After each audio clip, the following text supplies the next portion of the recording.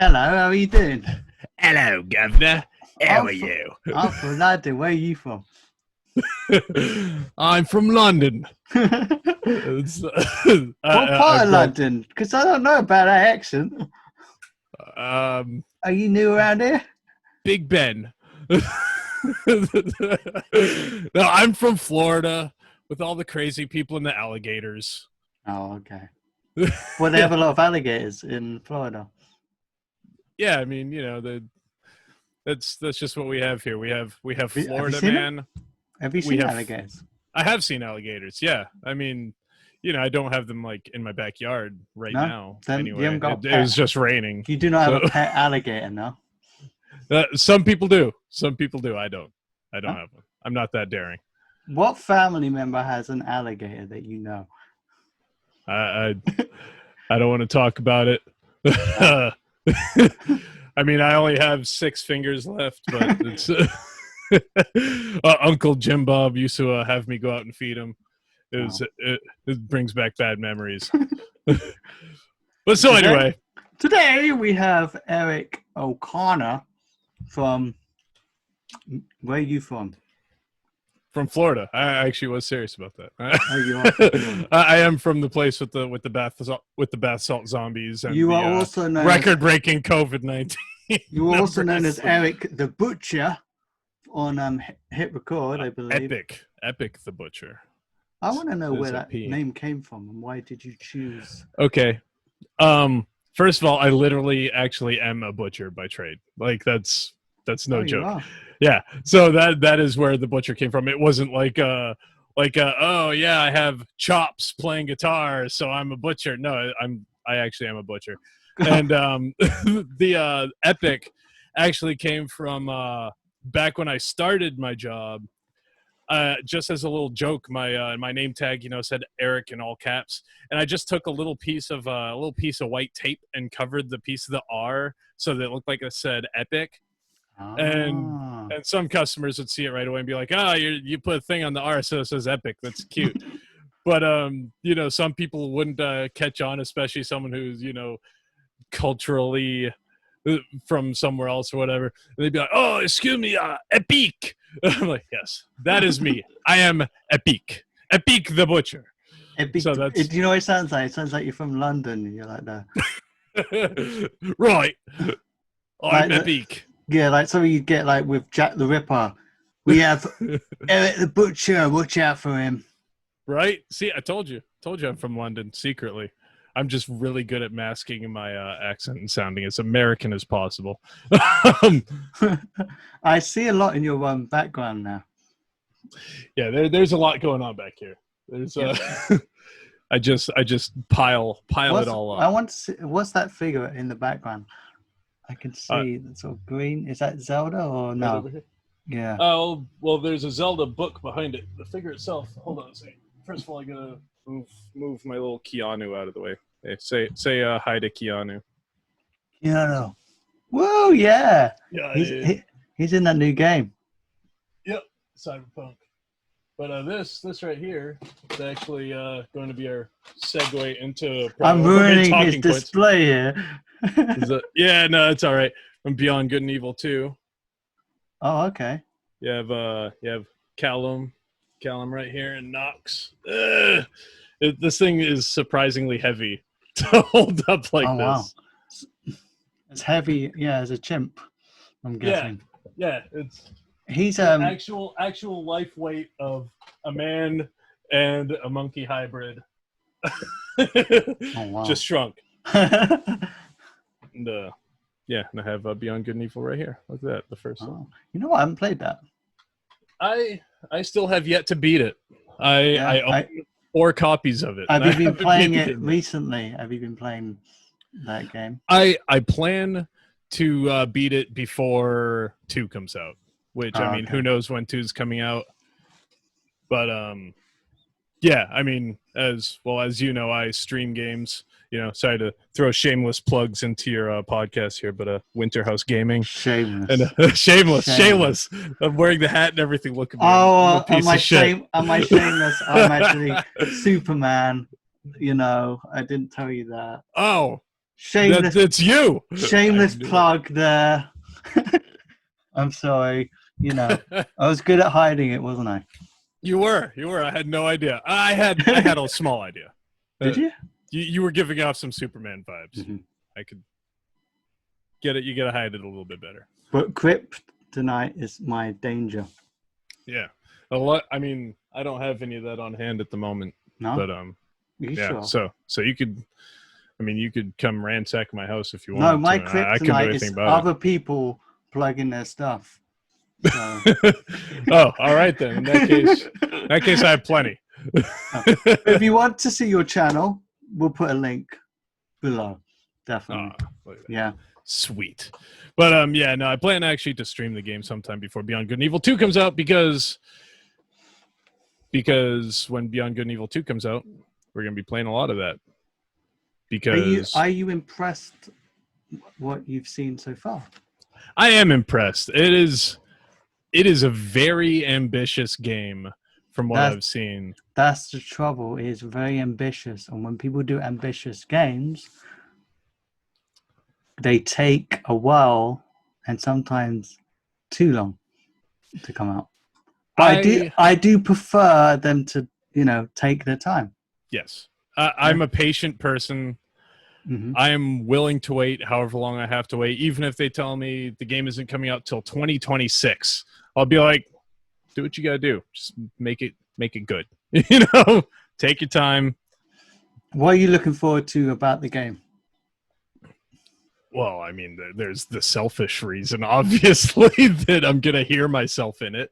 Oh, but tell me how this all came do about. tell. Do Please tell. Do. Do tell. Yes. You're not informed. I have to tell you all about HitRecord. Have you heard of HitRecord, Charlie? Oh, I have heard of HitRecord. Something about community joining together to make something special.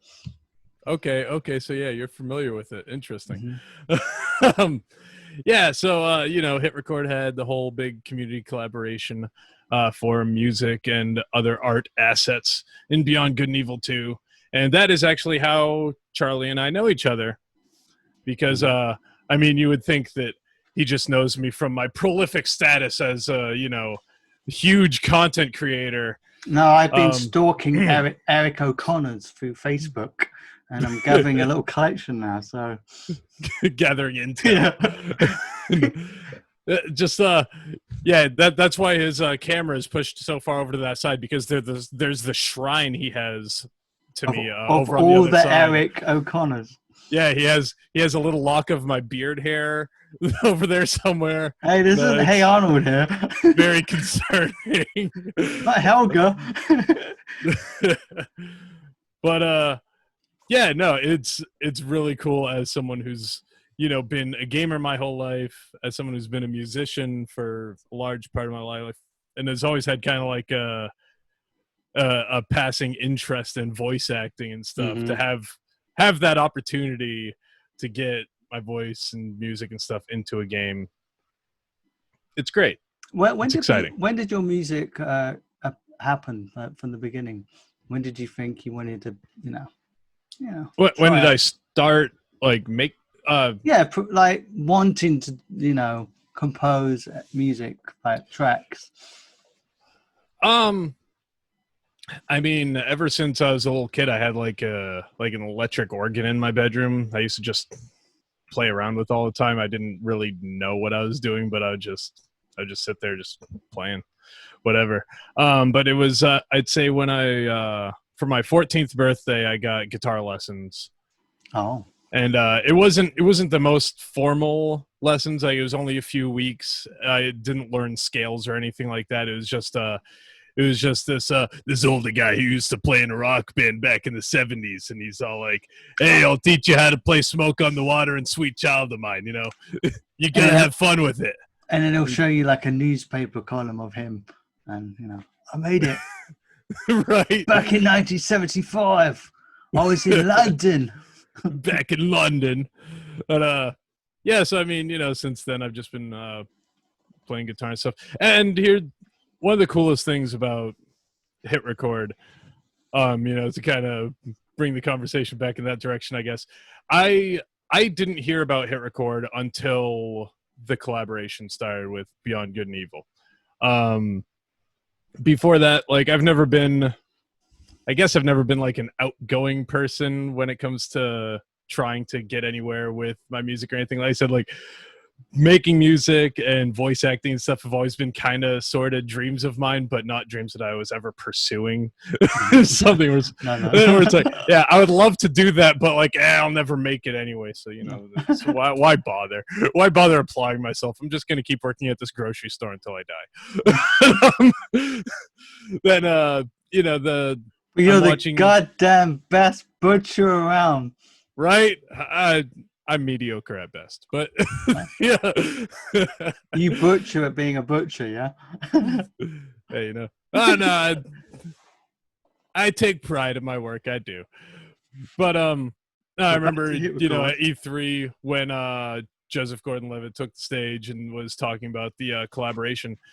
I didn't know what to think of HitRecord at first. It was just kind of a, you know, it seemed like a contest, I guess. I'm like, oh, well, you know, I guess I'll record a couple tracks and upload them just for kicks, whatever.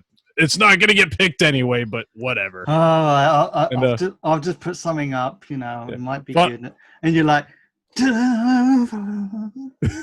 fun fact, I don't know why I specifically remember this, but you are one of the very first people that hearted my very first record. I remember your name popping up. You were either like the first or second person that like clicked recommend on my first record. I know good musicians, that's why. That's right. That's right. Yeah. You can sense it. Was I? You were. Wow. I'm not making that up. I remember, you know, when you first join and you put yourself out there. Stick your. Just kidding. You never liked any of my stuff, you piece of garbage.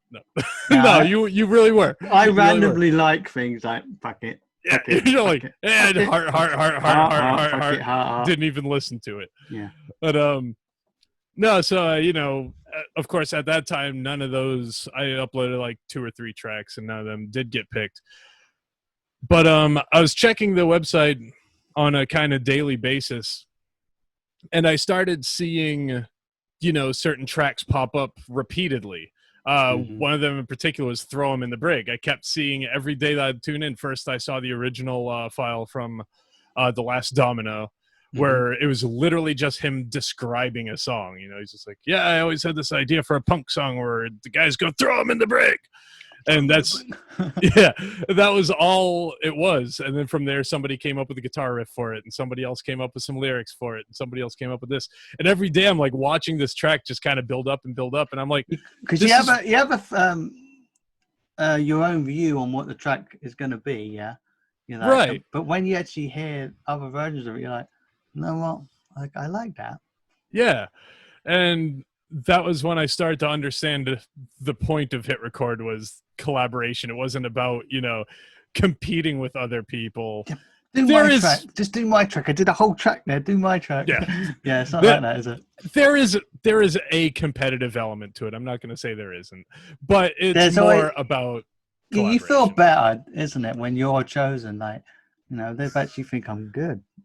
Yeah, your ego gets a little. But then you think maybe it's just because that goes with it at the time, and others. Yeah, didn't quite fit. Yeah, because the amount of tracks I've put up for projects and they haven't chosen them.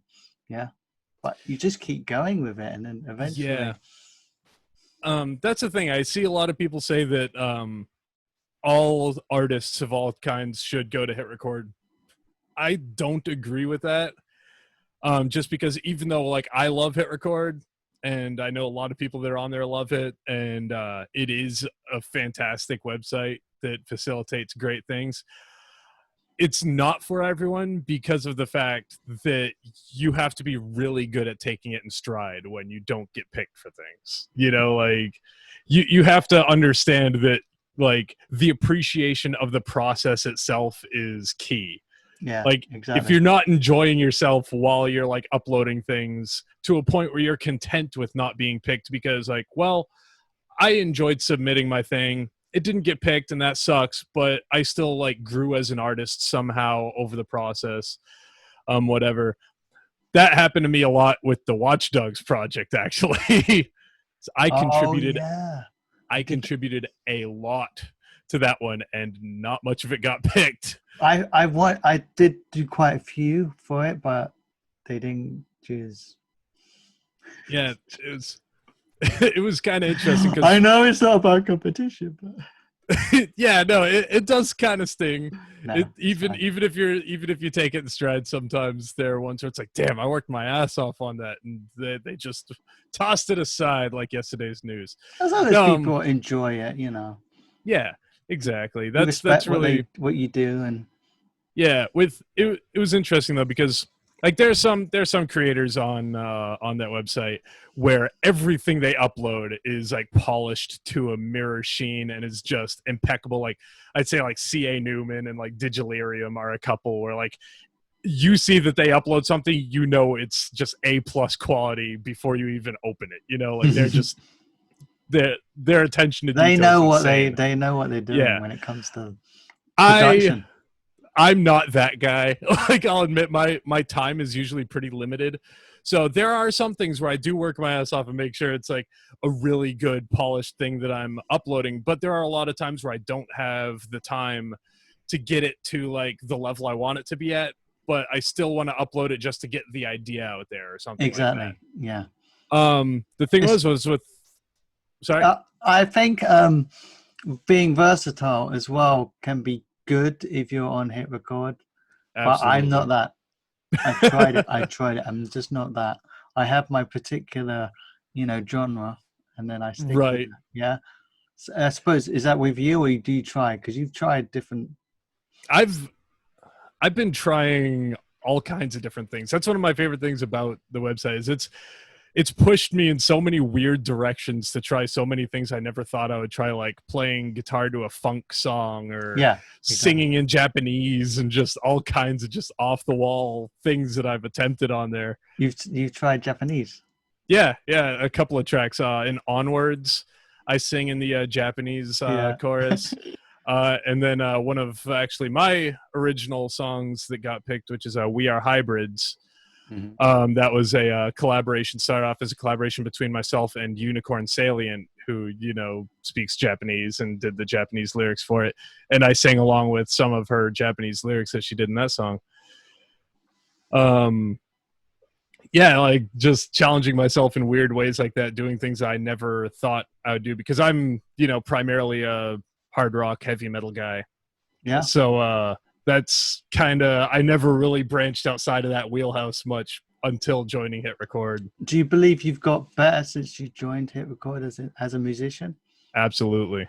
Yeah. Absolutely. I believe that's what HitRecord can do for anyone. They can improve them. Make them coming out of their box, take them out of the box. And as a musician and just kind of like as an artist in general, even just with little things like just general confidence and stuff, being on camera, I used to be so just like deathly afraid of being in front of a camera. Mate, like now when I do the webcams and the podcast, when I started, I was nervous as fuck. Still like a little, but getting used to after a while. But the person. It was actually just over a year ago I got invited to host Play Along, and I was going through so much like mental turmoil at the thought of it. I'm like, oh my god, I'm so like nervous about it. Then I was watching Princess Lettuce hosted it the month before me, and I was watching her videos. And at the beginning, she was saying how nervous she was, but then by the end of the month, she's like, "Oh, I'm so glad I did this. This is so much fun." Something. I'm like, I'm gonna regret it if I turn it down. I might as well just do it. And I was exactly the same when I first did the Play Along. I was like, should I do it? Because they've asked me to do it, but I have no experience or skill in talking for too long without making a mistake. Like exactly. I have marbles in my mouth. Mm-hmm. Yeah, I'm gonna make a mistake. Thank God for editing. But I tried. It wasn't great. I mean, I wanted to put comedy in there, but it was shit. It wasn't good. I mean, the attempt is what. Yeah, it wasn't very good. I tried my best, but yeah. Yeah. No, I mean, I don't think I've seen your the when you hosted play along. No, I know. I think they deleted it because it was so bad. No, I'm kidding. Oh no, it's in there somewhere. I'm determined to dig it up now. Get rid of it. Go on now. But no, from my first week that I did it, I was like real stiff in front of the camera. I'm like, so I have this sample from Jester of Destiny that you know, by the end of it I'm doing like I had like stupid skits in it by the end, and I was just you know, fuck it, let's do this. Yeah. I got this song by Charlie Armour. A nice little piano piece I like. And I want you to what? By the end, I want you to you know, do some. I'm now Eric the Butcher. By the end of it, yeah, exactly. But so you know, it's helped me grow in many different ways.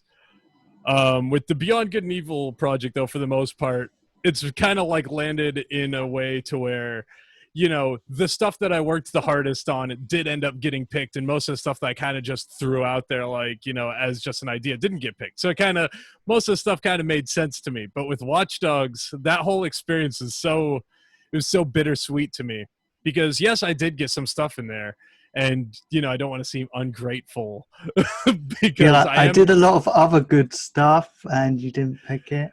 Yeah. I'm a bit of a, you know, big deal now. Eric the Butcher. I've done play along. I've now. Yeah, right. You know, I'm in a couple of those Zappos videos. I mean, come on. I'm in Zappos videos. You know. No, it was funny. Like the like Unite and Conquer, which is probably my favorite song from the WatchDogs collab. I did a vocal performance on there, which at the time I was really proud of. Like that at that point in time, I was really starting to try to work on my vocals and stuff. I was really happy with the vocal performance. So I thought I would at least get a backup vocal. I mean, they wouldn't pick my lead over Jay Hunt's. That'd be insane. But they could have stuck me in as a backup. Yeah. And you know, like I had like a cool heavy guitar riff that I did in the last chorus that I thought was just, I really worked hard on it. I thought it was really good, really tight. And I came up with this little bridge part, this little clean guitar, like finger pick bridge part. I don't even think I practiced it before recording it. Like I just kind of like improvised it. They didn't use anything except for that little bridge part that I like just kind of, I'm like, here's a thing. You're whatever. like, you know? what? I'm like, that's the part they picked out of all this stuff that I submitted. That's the part they liked. So we had some technical issues, but we're back now. Look at that. We almost made it through without you having to do any editing. I'm not editing shit. I'm doing 2 videos. That means more YouTube views. Oh. No, right. I'm not really. They might get 5 views instead of 3. We'll just lose subscribers, I think. What? They could do that in one video. Right. I'm going to split up into 5 parts. This is a multi saga epic. So you had a storm, or was there a storm? Yeah, it's storming a bit, so I can't promise that won't happen again, because it's raining cats and dogs out there. Well, if it's raining cats and dogs, you're gonna have trouble. Yeah, no, I mean, animal control's getting called. I don't know if any of them are spayed or neutered, so it's gonna be a big mess outside. I don't even want to. A hump fest. A hump fest. Welcome to the Hump Festival with cats and dogs. Oh, jeez. All right. So what were we talking about? We were talking about Beyond Good and Evil 2 and WatchDogs. Right. Yes, and why you were a little disappointed they only chose a little part of your track. Right. Yeah. With WatchDogs. Yeah. I mean, I don't even know if disappointed is the right word, because like I said, I am incredibly grateful and thrilled that any of my stuff got into there.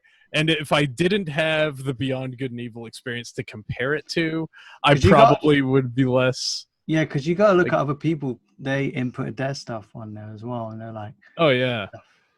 Yeah, no, like I'm grateful any of my stuff got in there. But then one of the songs, Got You Running, I have a guitar part in there, but I, for the life of me, can't even hear my own guitar part in it because it's like so. That song has like this really heavy, like side chained swell effect going on to it. For promotion wise, you just say, yeah, it's that part there that's coming up. Yeah. It's in there. Oh, it's very, very audible. That one, the one I can hear. Oh, that's a good sound. Yeah, that was me. That was all me. And you can't put me wrong. Exactly. It's just kind of like my guitar is just very blended into this like swelling side chained effect that's like 100 different sounds all mashed into this. I suppose I want to get as many people into there as possible. Right. So I'm like, okay, it's cool that my part's in there. I mean, I'm guessing it's in there. Unless they accidentally sourced me saying that I am actually not. I'm pretty sure I hear it though when I'm listening. I'm like, I think that's it. How many parts? How many tracks did you do for WatchDog? Just quite a lot, yeah. On WatchDogs, I got into 4 tracks. Okay. Was it the same as the one that you only got a little bit for? Were they all like that, or they were all? Or did you get more? Like a little? You got a little riff.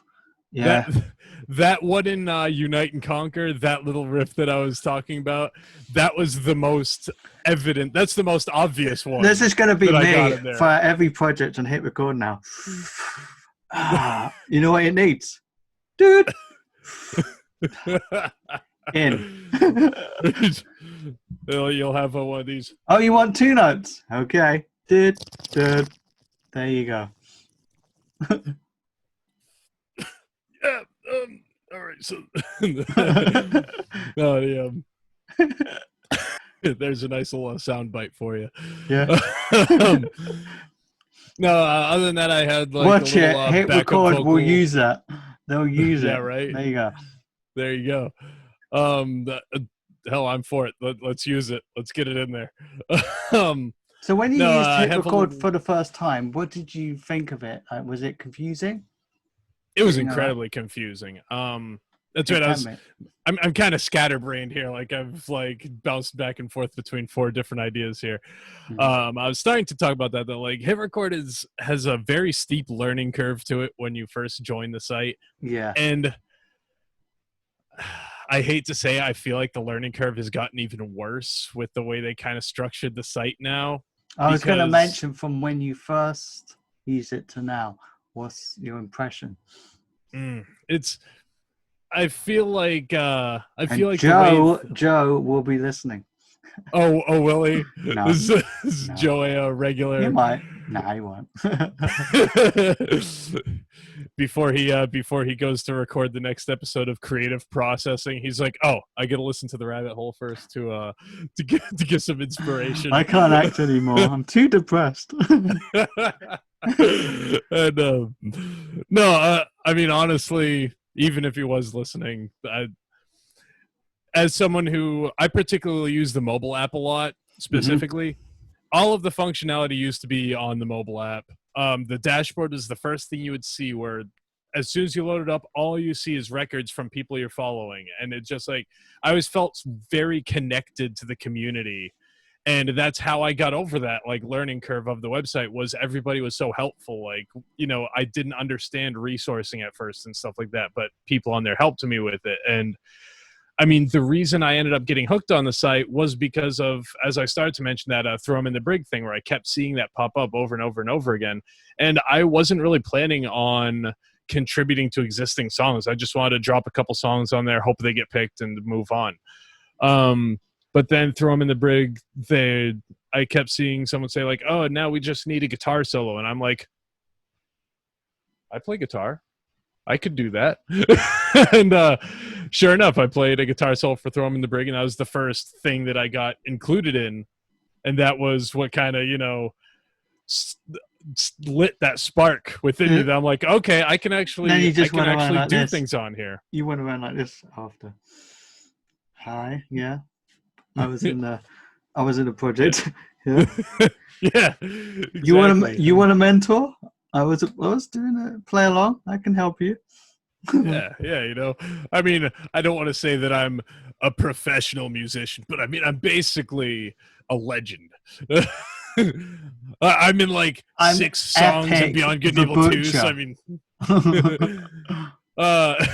yeah, no, I'm not an expert at anything aside from just spewing out bullshit. That's exactly what I do. That's the thing. Yeah. I think I can do a bit of piano. I'm good at the keyboard, so I'm like, do that, and then I hear other people's versions, and then you slowly go, and then they're too good. Oh yeah, you get it's easy to. You're being shot, basically. That's one thing. Like I mentioned, I mean, music. Of course, I've been making music for my whole life and stuff like that. Voice acting is one of those things where I've always I've always been interested in it. I've always felt like I could do it if I applied myself to it, but I never tried to apply myself to it until joining HitRecord. And that was one thing I learned real quick is a lot of the prompts on there where it's just like, oh, say this in whatever voice you envision it in. I've learned that I should not listen to anyone else's before recording my own, because I will immediately get discouraged and not even attempt it because I hear one other person. I'm like, nope, they're too good. I can't do better than that. Fuck it, I'm done. And if I did that with Gormog, Crusher of Skulls, Cleaver of Fools, Captain of the Blood Skull, and Ruler of the Skull Crusher Clan, if I would have listened to the other people's first, which there were some really good ones, then I would have probably never ended up doing it, and mine wouldn't have been picked. So, have you done voice acting before? Or this is the first time you decided to? No, I mean, I've always had fun imitating bosses in the past, or imitating just doing imitations. You do a few impressions as well, so I thought maybe you've done. Yeah, before. I do a couple every now and then. Do voices. But as far as actually attempting to do voice acting, in the sense of actually recording myself doing something, I never attempted that before HitRecord. How dare you, boy? There they go. And in fact, the first one that I tried it with, the very first prompt that I attempted, ended up getting in the game, which was for one of the radio stingers, which was the Jungle Kid one. Give me a bag of candy. That. And then I started swearing like an idiot. I wanted to do it, but I couldn't put myself forward. I was like, I tried it on my phone first of all, and it was right. It felt weak. Yeah, and then I listened to others, and I was like, no point. Yeah, I learned that real quick because there are a lot of them that I wanted to try, and then as soon as I listened to one or two other people, I'm like, but they're probably I'm not even gonna try. There's a few that are professional here. We know they're professional, but there's others that especially when their name has it. Like who is it? Matt Quinlan voiceovers. Whenever I see him, he's one of the ones too. Where you see him upload something, it's good.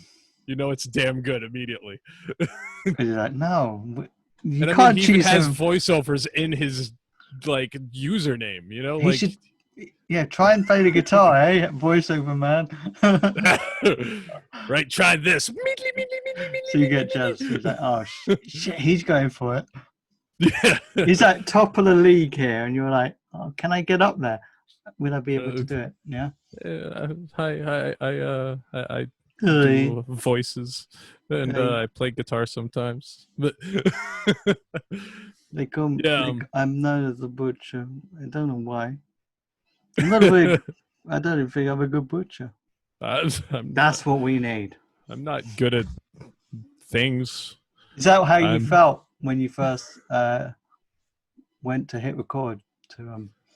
That's how I feel about all the things that I do. Yeah? Oh no! When it comes we're all like it, aren't we? We're all like, oh, we can't. Yeah, no. When it comes to anything artistic, humans are shit. They're just too emotional. That's the trouble.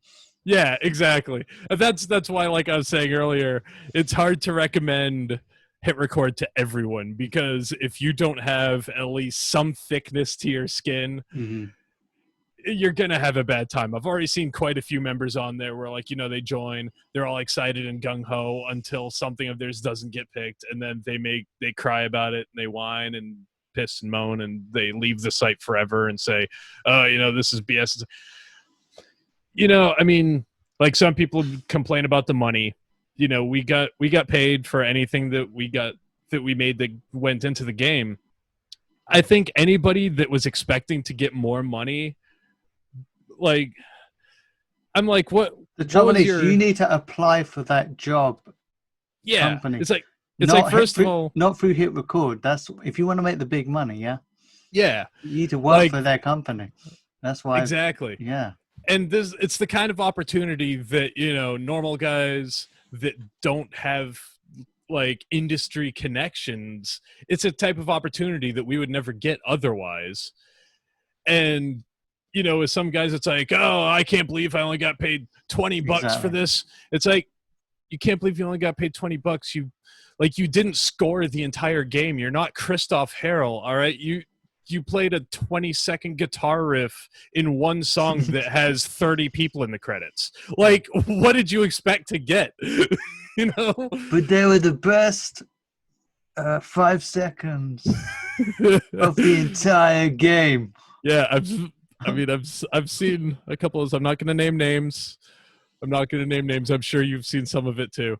But, I see a lot of people that put effort in, and they just think, Yeah, I can understand the pay is low. It is low for gaming standards, but you're doing it through HitRecord. They obviously have to make money from all this. And like I pointed out too, it's like, someone who's scoring the game, like, each song got paid out like $2,000 or something like that. If you had made the entire song by yourself and got $2,000 for that song, it would be like, okay, that's fair compensation. Mm-hmm. But like I said, each of these songs, by the time they're finished, they have 20, 30, in some cases 40 people in the credits. So I mean, if you only had a smallish part, then no, you're not going to get more than 15, I 20 think bucks. They want to do it because they want to pay as little. I know it sounds bad, but they don't want to pay too much for each individual. They want it to like spread out to a lot more people. Right. Yeah. And I mean, they do spread it fairly. Yeah, like, I mean, if you take you're like good enough, 40 lashes, you get a lot more. Yeah. Yeah.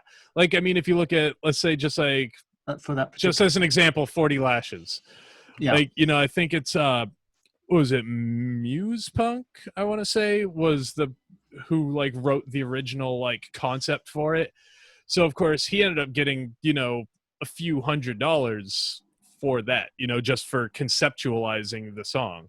So like, he got a bigger chunk of that couple $1,000s than anybody else got. Yeah. And then, like, I think Valomat was he was one of the lead vocalists. C.A. Newman was one of the lead vocalists. Like, they each got pretty big chunks for having like a lead role. I had, like, I was in 40 Lashes. I have some backup vocals that you can kind of hear at some parts. And the one part that you can really hear me is the scream when the whip comes in. You hear the crack and you hear the, oh, that's me. So when I'm showing it to people, people will notice that. They will notice that. That's me. You hear that? Oh, that's really famous, man. Yeah, right. And you're the R guy. I didn't get hundreds of dollars to go, oh, I got like $15. But hey, $15 to do that. I just did it just now for free. Next time I do it, you're going to owe me $15, Charlie, because I'm trying to make a living here. Okay. But when our company do good enough, then I'll give you the 15. All right. Sounds good. Plus tax. Plus tax. Make sure, exchange rate is right. I don't want to. So what are you looking forward to on Ubisoft? Because you saw quite a few games. Apart from Beyond Good and Evil 2 and right. Well, yeah, I mean, of course, Beyond Good and Evil 2 is like the game that I'm looking most forward to, not only because of the fact that I'm gonna hear myself in it, which still hasn't really sunk in. I don't think that's gonna and sink I'll in hear until my I'm playing the parts game. in some of the songs somewhere. So I'll be Yeah, happy right. with that. I don't care. It's got my name. Who gives a shit? Yeah, exactly. No, Yeah. like just they didn't have to pay me. Like And it's if quite they said a popular game. if they said there is no payments, you're just doing this for the opportunity to get your voice and your music into a video game, I'd be like, sign me the hell up. Like the money is just a little icing on top. Like that's just sprinkles on my ice cream. Mm-hmm. But no, I'm also looking forward to Watch Dogs quite a bit. Assassin's Creed Valhalla looks pretty badass. Not gonna lie, I haven't played much Assassin's Creed. In fact, the last one I played was Syndicate. Yeah, you know, the one from my hometown in London. What is it? Yeah, did they go to London and then he do? I'm Evie Fry. Yeah. That's what Assassin's Creed Syndicate was like. Industrial era London. Or someone said it's like the COVID wave 3. COVID-19 wave 3 era. Yeah, pretty much. Yeah. I wondered that people went to London to research just the look than the actual accent, I believe. Right. I mean, I'd imagine no one wants my accent, to be honest, but you want a little bit stronger of an accent, yeah? Oh, don't sell yourself short. You got a good accent, Charlie. I mean, I'm American. I'm impressed by any accent that's not mine. So can you do a Liverpool accent? Sorry, I say Scouts because that's what they say. Scouts. Scouts.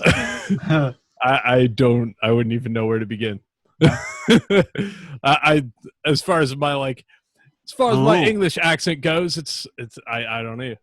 I don't have a distinction between Liverpool, where else, Manchester. I don't know what's what. It's yeah, it's the same with the US. You know, people are going to do the same accent. If it's not like they'll do a southern sort of. Right. I picture that everybody who isn't from the U.S. just pictures the entire U.S. as yeehaw, rhyme cowboy, bang bang bang. I do declare we have a flat situation. So your default is like Louisiana, Trump. I do think Trump's a very good president. Yeah. I don't even know if I can say that as a joke. No, it's not even a joke. Yeah. Anyway, I'm not. We'll stay away from that. Yeah. It's all about politics aside. Yeah, we need to stay away. I always try to stay away from politics, but it is shooting in my face at the moment. Yeah, right. So you just can't help it. I didn't vote for him. I'll throw that out there. Okay. But we don't need to go any further down that rabbit hole. Hey, that's the name of the podcast. Check it out. The Rabbit Hole Studio segue podcast show. See that? We transitional material. We transitioned from something. I want to know more nothing. about your stream, your YouTube stream, or your. Thank you. We stream on Facebook. It's facebook.com/winterhousegaming. And what can we find on this podcast? On this, we do a bi-weekly gaming podcast where we stream our podcast on a Facebook, and then the podcast can be found afterwards on like YouTube and Spotify, iTunes, all that good stuff. Mm-hmm. Apple Podcasts, whatever the fuck, whatever. Podcast. You know where you can find podcasts. Orange, whatever. Yeah. Basically, it's just it's 50% talking about gaming news and 50% just making fun of each other and making crass jokes. I'm doing very good not to, Right. We've done a good job not going there. Yeah, and I mean, half of what we do is interrupt each other a lot, and we all like to ramble, which I'm trying not to do. Like, I'm trying to pace myself here because I'm used to, you know, being around my fellow podcasters where we just never shut the hell up and we're constantly talking over each other. I'm trying to be a good guest. Yeah, that's what I try and do. I try and let people talk, but they talk. So I'm trying to get. I've got a question there, and you can't get it in. It's like, and then you interrupt them, and you're like, "Oh, I've seemed rude. I'm an asshole now. I'm an asshole." Yeah, you're easily the rudest host I've ever had, Charlie. It's yeah. No, you're great, man. You're great. Cheers. So you're looking forward to what kind of games through Ubisoft?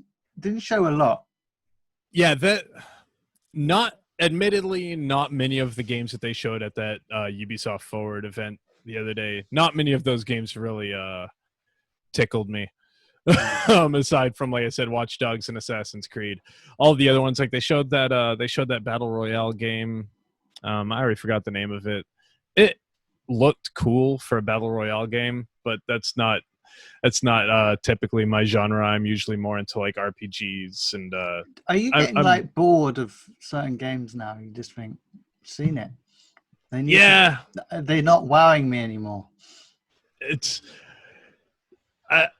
hard to say if it's just like generally getting jaded with age.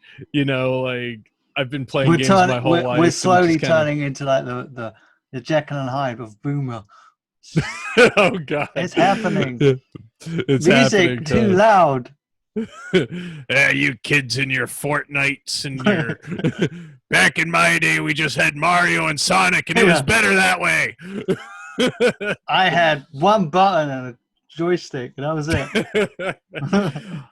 You had a button and a joystick, you made the guy jump over the hole or you fell in the hole and you died. That was the game. These kids nowadays, they don't know how to play these older games. Yeah, you know. And they expect a save point, which you're not going to get. I get my son playing old NES games sometimes. I actually started him off on like Super Mario Bros. 3 stuff. You know, got him on the classics. We did early. I've done that with my family. Have done that with my niece and nephew with the older games, just to get them. Okay. They got into it, but yeah, mostly Fortnite now. Yeah, now that my son has Minecraft and Fortnite on his Switch, he doesn't have a whole lot of interest in many other games. Well, my nephew is playing Pro Evolution Soccer at the moment, so he's enjoying that. Yeah, but I think they need to play more story-based games. I know it sounds like I'm an old person, but no, I agree with you on that one. It's I don't know, it's more mentally stimulating. But what would we be playing if we were younger? Just stupid games, wouldn't we? Yeah, you were playing Mario, which wasn't very, story based. It's just jumping on blocks or you're just jumping on turtles' heads. Where's it's the just real animal story? abuse. You gotta save the princess again in all these games. Yeah. And you don't even know which castle she's in. You just keep going to different castles and hope you find her. Nowadays, it's the other way around. Or, you're not going to catch me. I don't care. Basically. Right. But, no, I mean, the times change. And we're old and grumpy now, so we don't like the new stuff. Yep. Like I see the cartoons and stuff my son watches, and he's like watching, Teen Titans Go or whatever, and I'm like, hate this stupid show. And then I think about it. You know what? I gotta admit that was quite funny. I know it's not as good. I came around to it. I'm not gonna lie. I hated it at first, but they got good writing, and it's still good animation.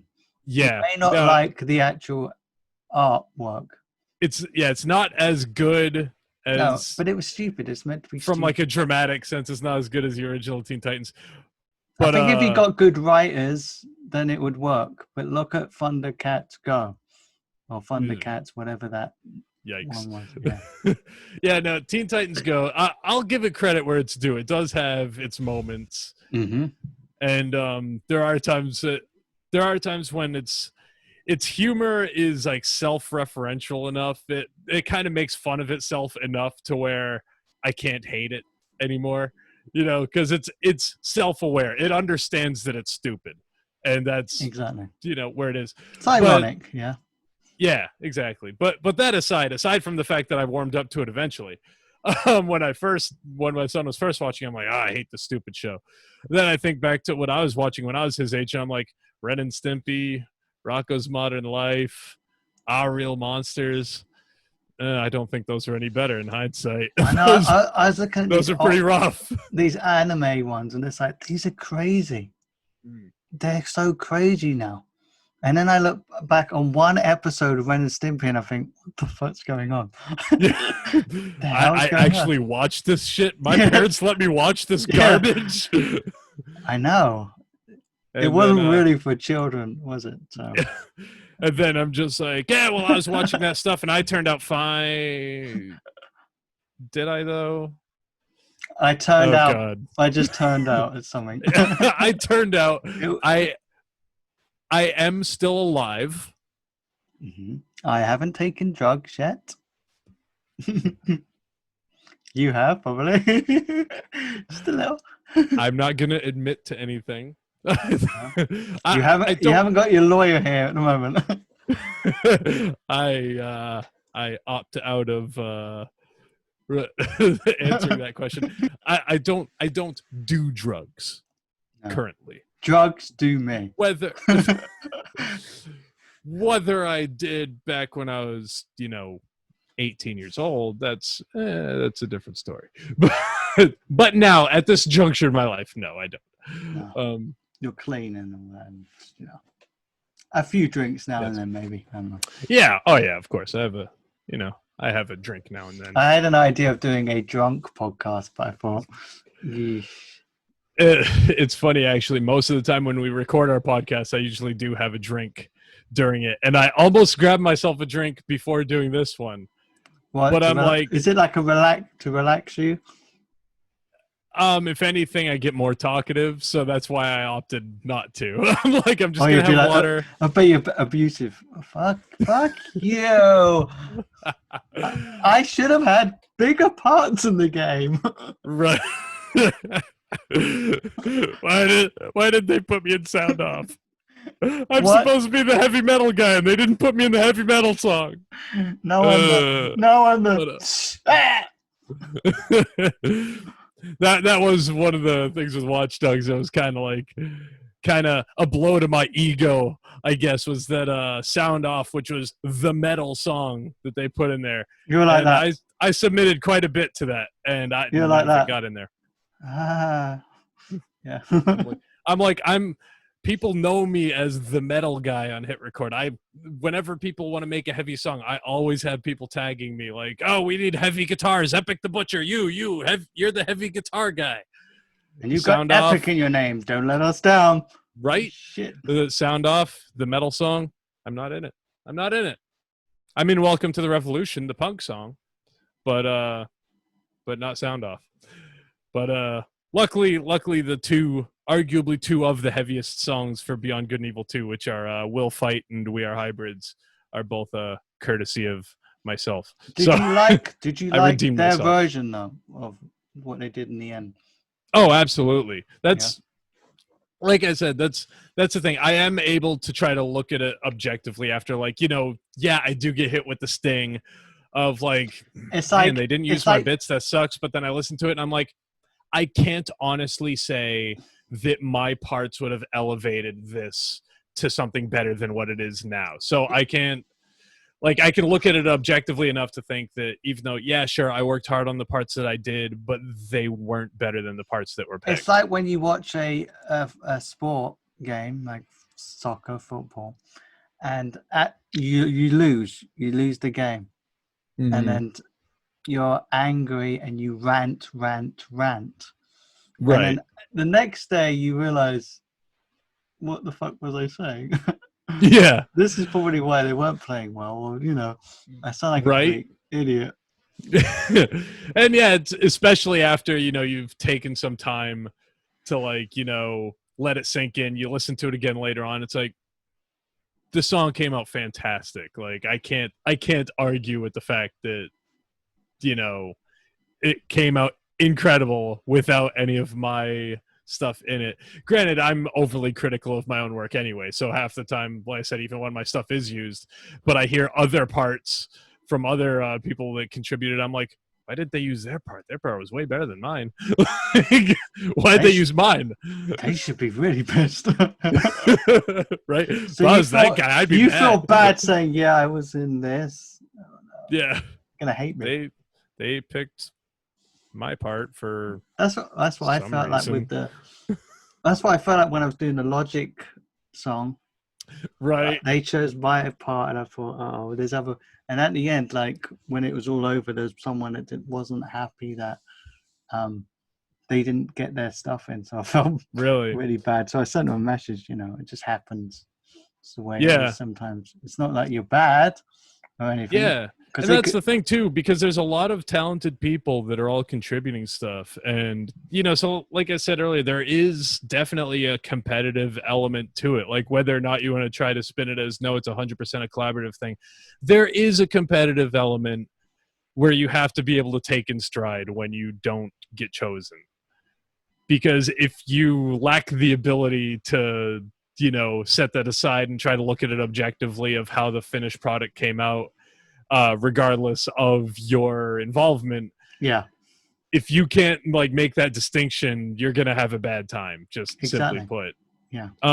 It's funny with the Logic thing. I did want to touch on the Logic project real quick. Go on. When that popped up, that was right after the Beyond Good and Evil, the first wave of the Beyond Good and Evil collaboration ended. Yeah. And Jeff Peff actually messaged me. He put a message on my message board like, hey, you know, there's this project right now. He's bloody so talented. Oh, he's amazing. Without him on the site and others, it'd just be between he's both so quiet. Jeff. He's so calm and, you know, humble. He doesn't go on. Yeah, between both Jeff and Kier, like the stuff that the finished products that they can manage to squeeze out of all these contributions from people of varying production abilities. Mm-hmm. Like my production skills are not great. Like I barely can figure my way around Cubase enough to record my guitar parts and like slap some, you know, doesn't matter now. You don't need like 5 seconds. You just go, dude. Yeah. There you go. Right. And it's him. Yay. Yeah, I mean, I have my, you know, my amp sim on there and everything. I just play some guitar on it and whatever. But like my production abilities are not great.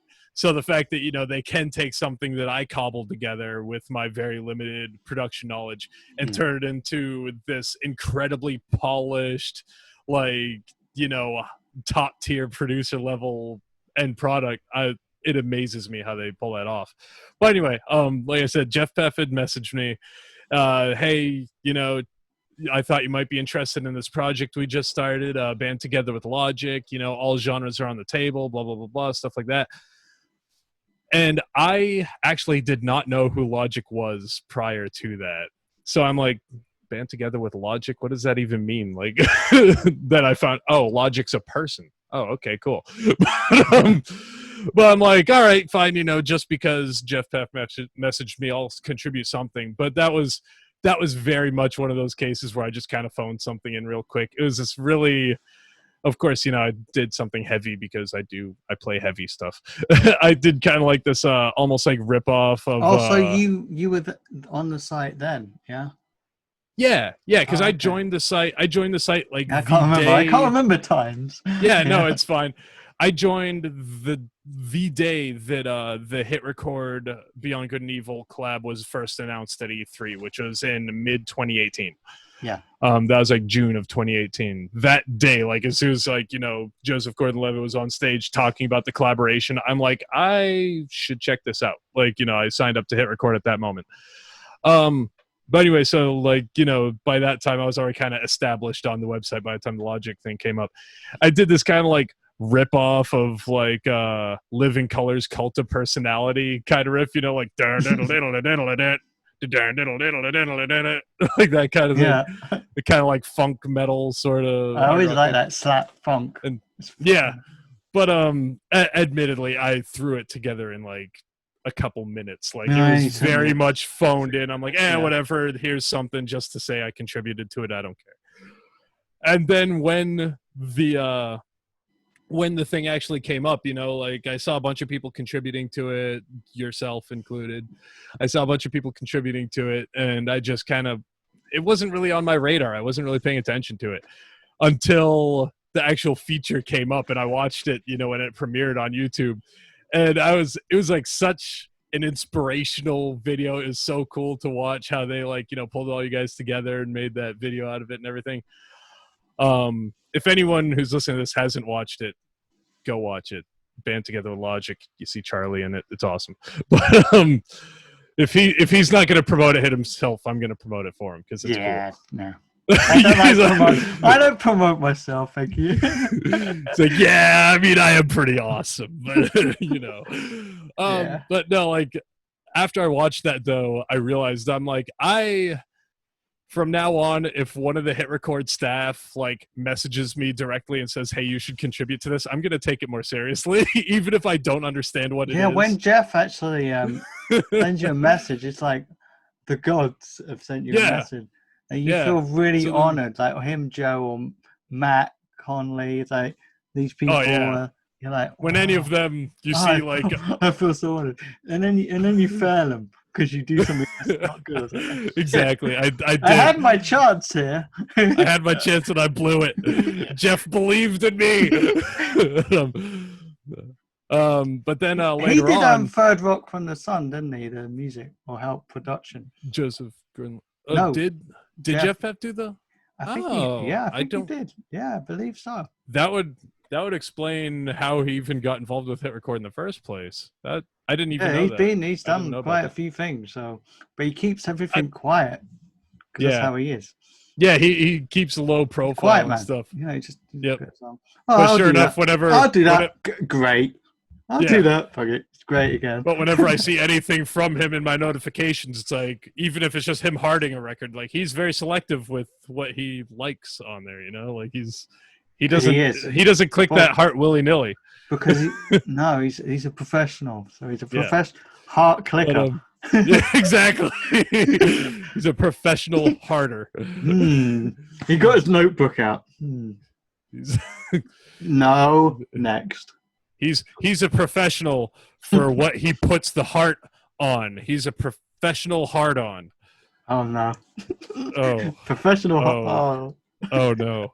What have I done? But also, like, you know, after that though, after I saw like what an amazing production that ended up being, and you know, I'm not gonna lie, I felt kind of I didn't regret it necessarily, because of the fact that I didn't know what it was at the time. And like, you know, I saw the people that were on there. Most of the people are like, you know, they met Logic and they're like, oh my God, they're like starstruck and stuff. And I'm like, if I would have been there, I'd been like, oh, so you do the hippie hoppy stuff, right? Yeah, that's cool, man. You know, good for you. Like, I wouldn't have appreciated the experience nearly as much as a lot of other people did. Yeah. I listened to his other songs because I wasn't, and I didn't know him properly. Right. So it was mainly through to HitRecord that I looked him up. Okay. Found 1-800 that song, you know, a few others, and I thought, mate, I'll try this stuff. I tried hip hop sort of style, which wasn't good. So I stuck with my, you know, orchestral sort of style, and that's what was in the final part. So yeah, no, it was great. The song came out amazing. The video came out great. Everything was awesome.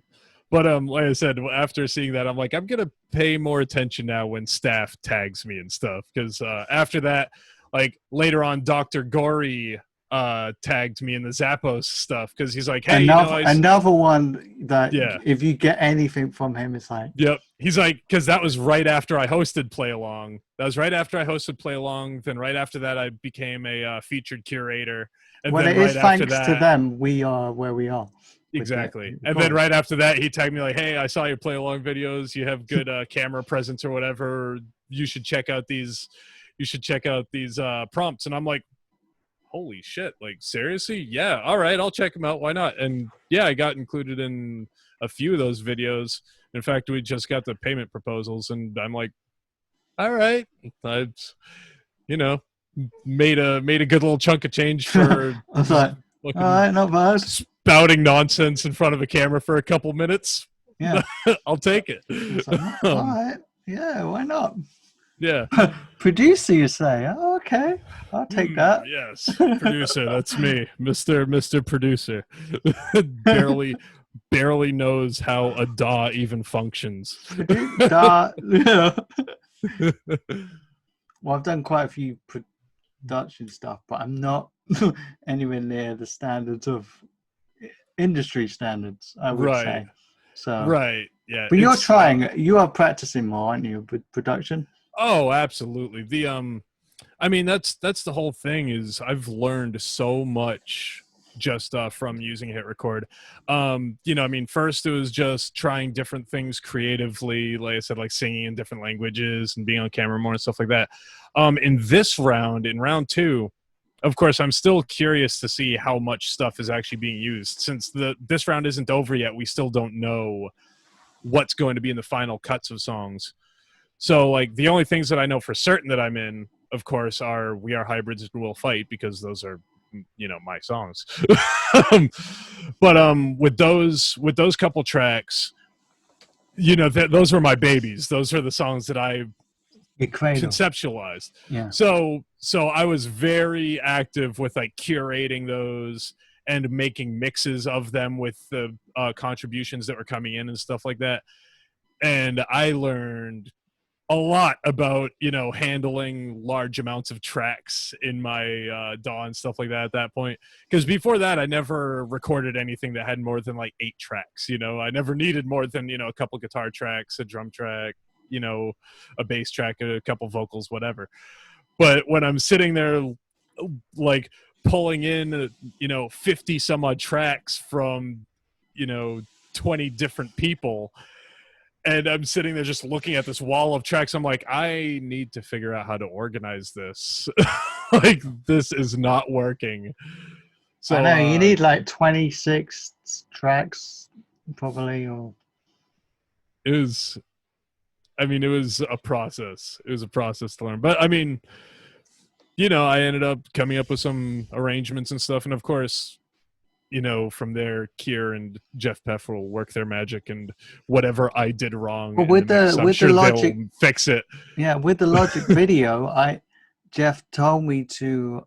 He wanted the stems, right, for the original that I chose. I didn't have the stems. Oh, so I had to recreate everything. Oh, into a different key as well. Jeez. So luckily it's only a little part of it, but it was you had a lot luckily of patience. Luckily that was one thing where from the start I was already got into the practice of doing stems. It's funny because, like, you know, I guess sometimes I sell myself short. Maybe all the times I sell myself short. I don't know. But just people tell me I'm good at things, but I never believe them. I'm like, you're full of shit. I'm not good at things. You're just saying that. But like when I feel like that as well. When people talk to me, they're always looking down. It's because I'm sitting in the wheelchair. It's because I'm actually sitting down. They're standing up. They're standing down. Yeah. Sit down and talk to me. Yeah, there you go. That's great. They're still taller than me. That's why you got to fill your house with really low chairs. Yeah. So no matter, just, you know what, not even chairs, beanbag I'm chairs. really 6'2", okay? Yeah. I don't know. So, like, you know, when a couple of my tracks got picked and stuff, like when We Are Hybrids got picked, and Jeff Peff puts up his notes of, you know, how he always puts like a very detailed breakdown of, you know, we need this here, we need that there, we need this here, all that. And he even put like a note on there like, Epic the Butcher even included MIDI stems. Thank you so much for that. Blah, blah, blah, blah. I'm like, oh, wow. I wonder when he puts all this. He's Typing it perfectly. right? Yeah. That's it. It's so detailed. They cannot make a mistake. This is exactly Yeah. what I want. It should be straightforward. And he's thinking, I wonder who's going to read this and actually do what I'm saying. Yeah. And the answer is, if you've been around to HitRecord for any amount of time, the answer is not many people are going to read it. Yeah. It's amazing how many people. He must get a twitch, you know. Yeah. But we're it's probably there. a couple. I've gave you notes. The whole thing is structured perfectly. Yep, we're probably a couple of the only people on there that I think do. Yeah, There's quite a few. There's quite a few that do. In the past, I didn't, because I didn't know it, because I was too new from the site. Yeah. Oh, exactly. I didn't even know about like doing the stems. I said I don't get this, because I thought it was just I put a track up, they listen to it, and then they use it in the song. But no, that's not how it worked at the time. Yeah. No, I mean, I did get that much. That part I knew, not from actually collaborating with people online, but I do know people, like I do have a lot of musician friends, and I know like one of them is like a electronic music producer. I don't know what title he has for that, but EDM? he makes EDM? Yeah, I guess I know he does a lot of like drum and bass stuff, and I guess it's all under the helm of EDM. He does some dubstep stuff. Is that still alive? He did some dubstep stuff. I don't think he does anymore. But, either way, and I know that he has collaborated with stuff on other websites, like Blend, I think, is a website that he worked with people on. And I remember him talking about stems, and I'm like, what the hell does stems mean? What is that? I'm like, do you have seeds too? Like what? Stems and seeds. For what? Planting? What are you talking about? yeah. Exactly. But that was the thing. You try and get it out of going him. You get it. You try and get it out of him. Stems. Yeah. Stems. Yeah. So you try and get him to tell you exactly what. Exactly. What type of stems? So when I went there, at first I'm like, maybe I'm going overboard, because I was giving wet stems, I was giving dry stems, I was giving MIDI stems. I'm like, I'll give you every single individual piece of this puzzle. Someone who knows more about music production can figure out what to do with all of it. Here you go. Here's all of it. And apparently it's much appreciated, because some people like to change the guitar effects or whatever. They don't want to use the effects that I'm using. So it's good to have like the dry guitar stems in there. So they can do the effects. Yeah. And even though I use MIDI for the drums, I don't really use MIDI for anything other than programming drums.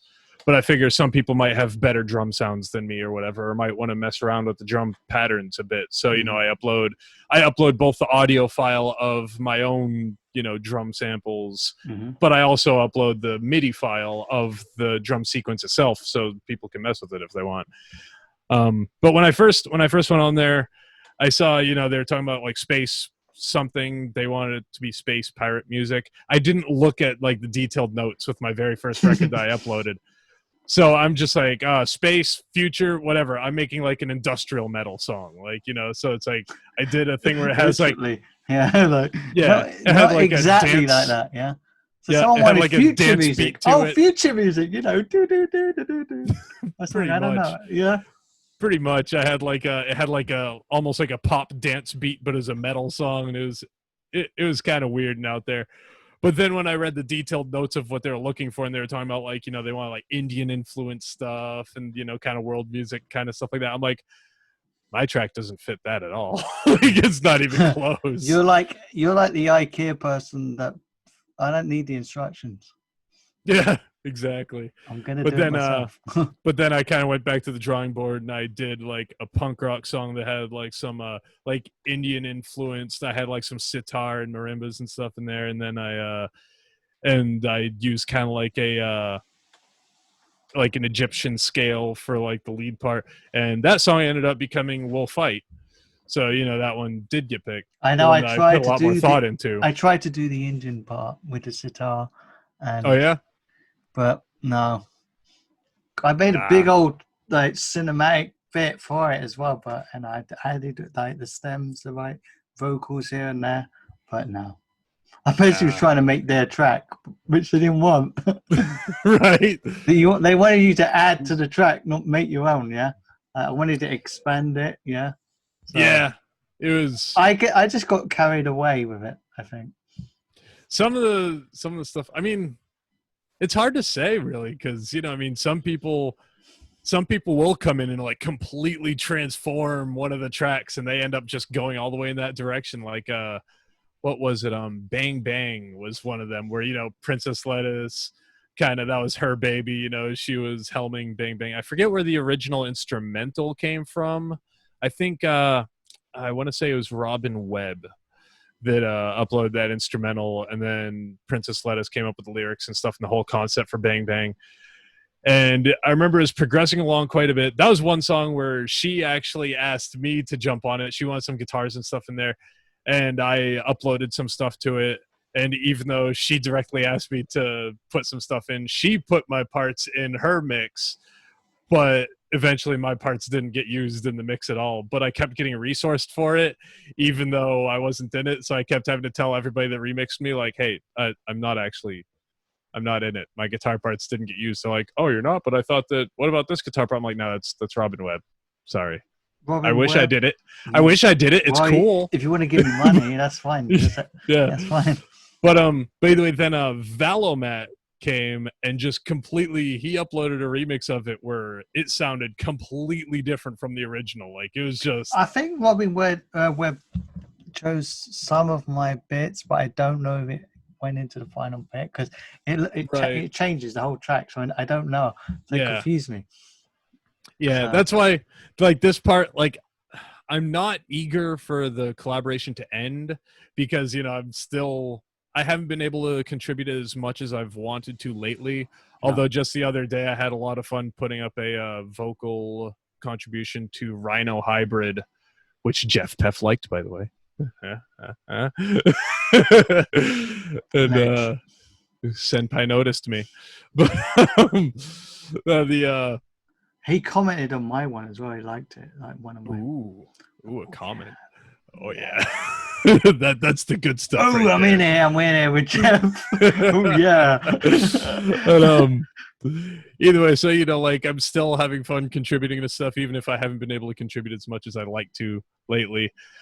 But at the same time, it's killing me to know, like, that in round one, I ended up getting included in 6 tracks and a radio stinger.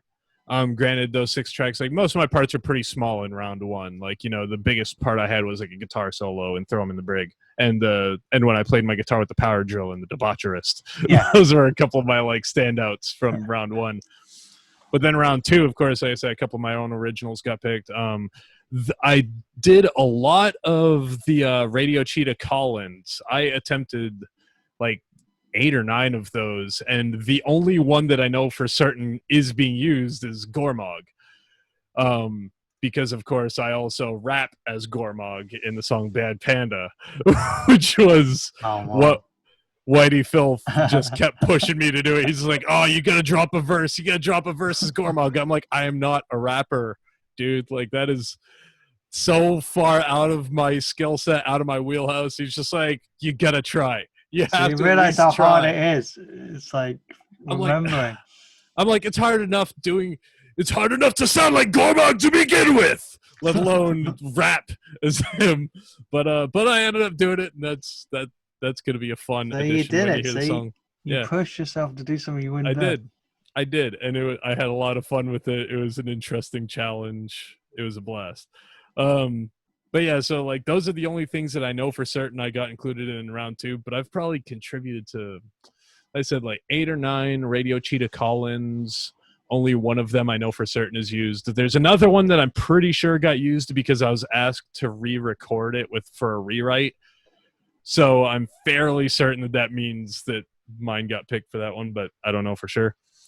Then on top of that, I've contributed a lot of like little guitar parts or backup vocal parts or whatever to probably 8 or 9 tracks. Wow. But I don't know until the final versions come out if I'm used in any of them or not. I have no idea.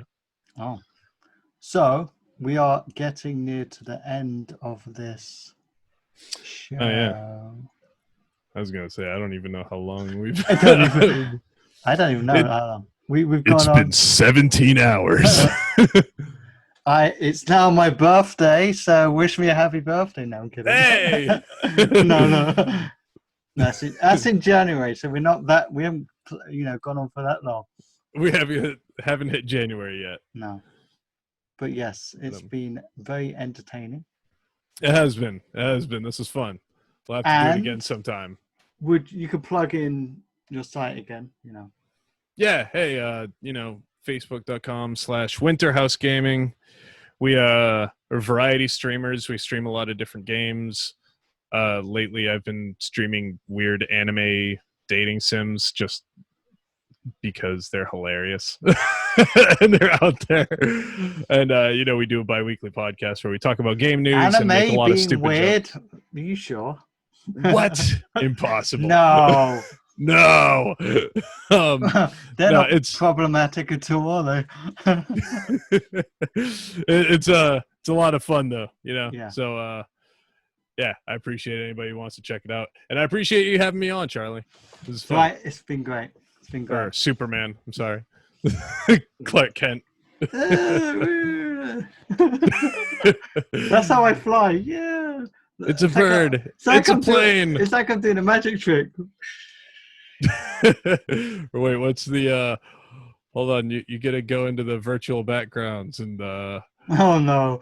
Don't See, I can't do it. I'm not even gonna show you. When I do it, it's like it's in the Matrix. So it's really like. But everyone sees your body bag in the background there, though. So I know you've been trying to draw attention away from that corpse on your bed, but I had to point it out. That is a corpse, but it's the smell's gone now. So I used Febreze. Takes care of the smell. I use Vapor Rub on here. I'll have to remember that for the next time my corpses start to rot. Anyway, that's that's a good place to hang it up. So I hope everyone enjoyed today's podcast or YouTube podcast. What do they call it nowadays? I don't know. Just because I do podcasts doesn't mean I don't know what they are. You got anyone on next week? I actually do have someone on next week. Actually, another hit recorder. Actually, Mike Fallick, Hack Thought. Oh, Hack Thought. I have him on my podcast next week, and he's a good dude. Good dude, man. Cool. Yeah, dude. It's a good bra. Totally cool, dude. I sound like turtles. That was good. Like, whoa, man. Really, Ted? That's a lot better than my English accent. That's for damn sure. Yeah, dude. You gotta do this while you're Michelangelo. Donatello. But Splinter's like Japanese, isn't he? So I'm not going to do a Japanese accent. Don't want to do it wrong. And we don't want to cancelled. I'm not doing that. No canceling today. We're not going to try to get canceled. But yeah, maybe we'll get you on our podcast sometime. You could talk more of the logic or whatever. My life, my exciting life. You're very exciting. We weren't going to start by just staring for an hour. Yeah. When Charlie asked me yesterday, like, is it okay if I ask you questions about the hit record process and all that? I'm like, no questions, please. We'll just stare into the camera for an hour and then just say, all right, thanks for tuning in, guys. It's been a great show. It's been great. And see you all next time. See ya. Hey.